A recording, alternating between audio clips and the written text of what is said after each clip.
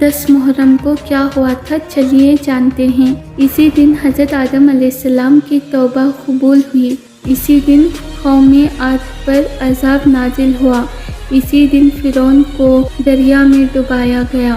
اسی دن قوم سمود پر عذاب آیا تھا۔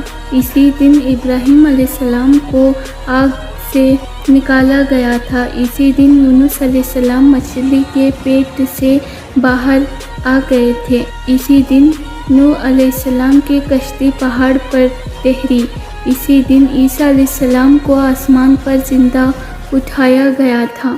اسی دن حضرت یوسف علیہ السلام کو قید خانے سے نکال کر مصر کا بادشاہ بنایا گیا، اور اسی دن نواسۂ رسول امام حسین رضی اللہ تعالیٰ عنہ کو یزیدیوں نے شہید کیا تھا۔ ایسے ہی اور ویڈیوز کے لیے ہمارے پیج کو سبسکرائب